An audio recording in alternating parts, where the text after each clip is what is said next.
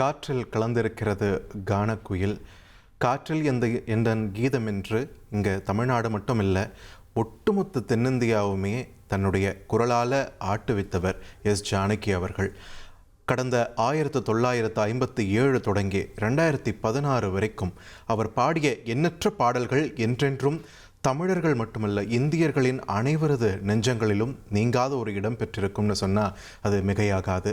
ஆந்திராவில் பிறந்து தமிழகத்தில் வளர்ந்து மலையாள திரையுலக ஒரு கட்டத்தில் ஜானகி அவர்களுடைய பாடல் கேட்காத இடமே இல்லை என்ற அளவுக்கு ஆக்கி கன்னட திரை இசை உலகையே கட்டி ஆண்டு இறுதி காலத்தில் மைசூரில் செட்டில் ஆகி தன்னுடைய இறுதி மூச்சையும் அந்த மைசூரு மண்ணிலேயே நீத்திருக்கிறார் எஸ் ஜானகி அவர்கள். அரசு மரியாதையோடு அவருடைய உடல் அடக்கம் செய்யப்படும் அப்படின்ற ஒரு அறிவிப்பை கர்நாடக மாநில அரசு வெளியிட்டிருக்கக்கூடிய நிலையில் தற்பொழுது அவரது உடலானது அவரது இல்லத்தில் இருந்து மைசூரு உள்ள மகாராஜா கல்லூரியின் மைதானத்திற்கு கொண்டு வரப்பட்டிருக்கிறது. அங்கே பொதுமக்களோட அஞ்சலிக்காக மறைந்த எஸ் ஜானகி அவர்களுடைய உடல் இன்று மாலை வரை வைக்கப்பட இருக்கிறது. பொதுமக்கள், பல்வேறு திரை பிரபலங்கள், அரசியல் உலக பிரபலங்கள்னு நிறைய பேர் எஸ் ஜானகி அவர்களுடைய உடலுக்கு அஞ்சலி செலுத்துவதற்காக அங்கே திரண்டு வரக்கூடிய காட்சிகளையும் நம்மால் பார்க்க முடிகிறது. தற்பொழுது எஸ் ஜானகி அவர்களுடைய உடல் அந்த மைதானத்திற்கு கொண்டு செல்லப்படக்கூடிய அந்த காட்சிகளை தான் பார்க்குறோம். மைசூர் மகாராஜா மைதானத்தில் இன்னும் சற்று நேரத்தில் எஸ் ஜானகி அவர்களுடைய உடல் வைக்கப்பட்டு அங்கு அவருக்கு பொதுமக்கள் அஞ்சலி செலுத்துவதற்கான ஏற்பாடுகள் செய்யப்பட்டிருக்கின்றன.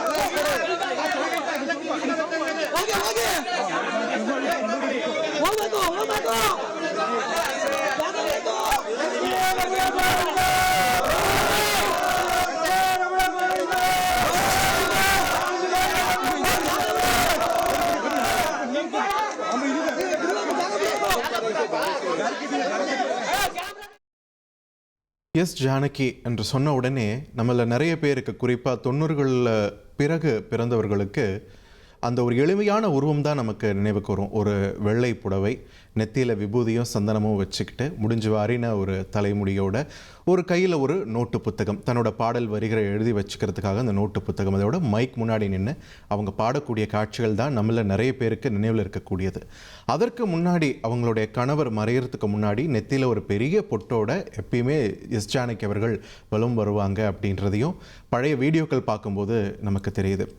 எளிமையின் மறு உருவமாக தான் திரை இசைத்துறையில் மிகப்பெரிய உச்சத்தை தொட்ட பாடகிகளில் வெகு சில பாடகிகளில் ஒருவர் எஸ் ஜானகி. ஆனால் மறையும் வரைக்கும் ஒரு எளிமையின் மறு உருவமாக தான் வாழ்ந்து மறைஞ்சிருக்காரு. தன்னுடைய இசை நாபீகம் மீதும் தன்னுடைய இசை வல்லமை மீதும் செருக்கு கொள்ளாத மிகவும் எளிமையான பிரபலங்களில் எஸ் ஜானகி அவர்களும் ஒருவர் என்று சொன்னால் ஈடாகாது. இப்போ நீங்கள் திரையில் பார்க்குறீங்க, எஸ் ஜானகி அவர்களும் அவருடைய மகன் 2 பேருமே இருக்கக்கூடிய படத்துக்கு மாலை அணிவிச்சிருக்காங்க. அவருடைய மகன் கடந்த ஜனவரி மாதம்தான் மாரடைப்பு ஏற்பட்டு உயிரிழந்தார்.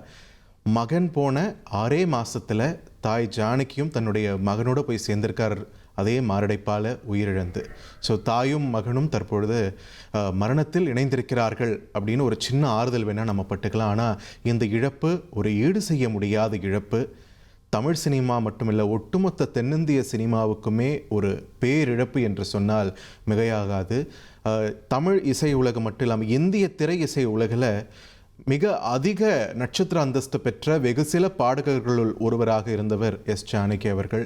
இங்கே வடக்கில் லதா மங்கேஷ்கர், ஆஷா போஸ்லே மாதிரியான பாடகிகளுக்கு ஒரு பெரிய போடியம் கிடைச்ச போது இங்கே தென்னிந்தியர்களை ரொம்பவே ஒரு ஹம்பிளான, அதே நேரத்தில் ஒரு அழகான இடத்தை எஸ் ஜானகி அவர்கள் தனக்காக வடிவமைச்சுக்கிட்டாரு.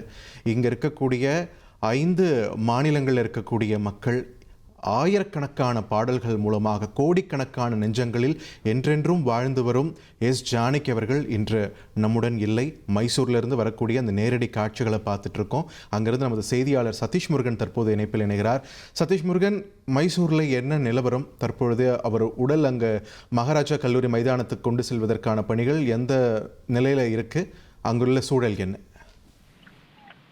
வணக்கம். மறைந்த பாடகி ஜானகியினுடைய உடல் மைசூரில் இருக்கக்கூடிய போகாதி என்கிற பகுதியில் அவரது இல்லம் இருக்கிறது. அவரது இறுதி காலங்களில் அவர் இங்கதான் தங்கி இருந்திருக்கிறார். அவரது மகன் வீடாக இருக்கிறது. கடந்த ஜனவரி மாதம் அவரது மகன் இறந்த நிலையில அவருக்கு தொடர்ந்து அதன் தொடர்ச்சியாக உடல்நிலை மோசமடைந்து நேற்றைய தினம் அவர் தனியார் மருத்துவமனையில் அனுமதிக்கப்பட்டு மரணமடைந்திருந்தார். அவரது உடலானது நேற்று இரவே அவரது போகாதி பகுதியில் இருக்கக்கூடிய அவர் இல்லத்துக்கு எடுத்து வரப்பட்டு அந்த பகுதியில் இருக்கக்கூடிய மக்கள், உறவினர்கள், நெருங்கிய நண்பர்கள் அவர்கள் அஞ்சலி செலுத்துவதற்கான அந்த ஏற்பாடு என்பது செய்யப்பட்டிருந்த சூழ்நிலையில தற்போது சற்று நேரத்துக்கு ஒரு 8:30 மணி அளவிலிருந்து ஒரு 8:45 மணிக்குள்ளாக அவரது உடல் அந்த போகாதி பகுதியிலிருந்து எடுத்து அங்கிருந்து ஒரு 4-5 கிலோமீட்டர் பகுதியில் இருக்கக்கூடிய மகாராஜா கல்லூரி வளாக அந்த மைதானத்திற்கு பொதுமக்கள் பார்வைக்காக எடுத்து செல்லப்படுகிறது.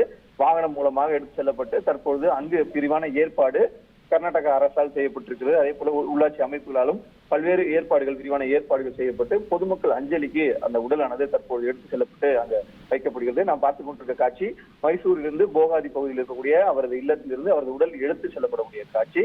வாகனத்திலிருந்து ஆம்புலன்ஸ் மூலமாக அந்த உடல் எடுத்து செல்லப்பட்டு அங்கு அவர் மரியாதை, பொதுமக்களுக்கான அந்த மரியாதை செய்யப்படுகிறது.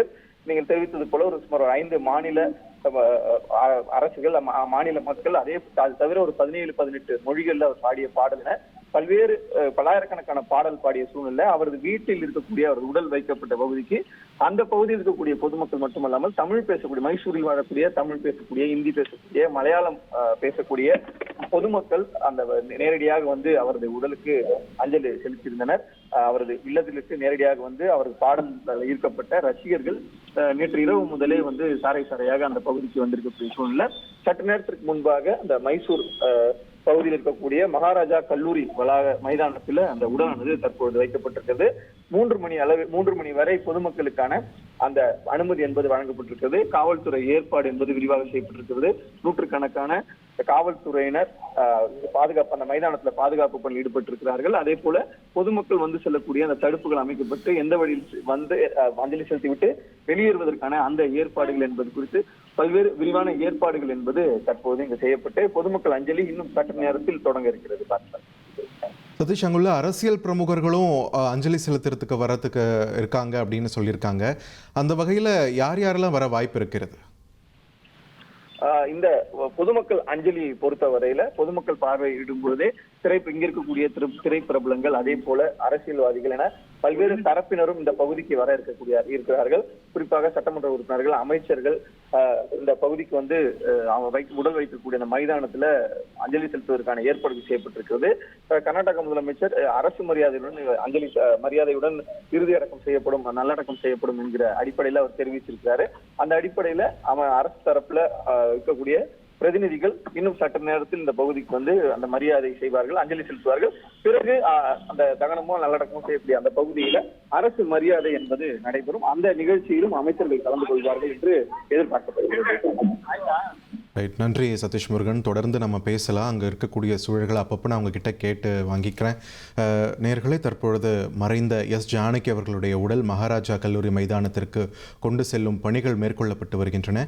கர்நாடக மாநில அரசு மரியாதையோடு அவங்களுடைய உடலானது அடக்கம் செய்யப்பட இருக்கிறது அப்படின்ற ஒரு அறிவிப்பை நேற்றைய மாநில முதலமைச்சர் DK சிவகுமார் வெளியிட்டிருந்த நிலையில் அங்கே தற்பொழுது பொதுமக்கள் அதிக அளவில் திரண்டு வரும்போது அவங்களுடைய பாதுகாப்பு உறுதி செய்யவும், கூட்ட நெரிசலை தவிர்ப்பதற்காகவும் அங்கே போலீஸாரும் களமிறக்கப்பட்டிருக்கிறார்கள் அப்படின்றத பார்க்குறோம். இன்னும் சற்று நேரத்தில் மைசூர் மகாராஜா கல்லூரி மைதானத்திற்கு எஸ் ஜானகி அவர்களுடைய உடலானது கொண்டு செல்லப்பட இருக்கிறது.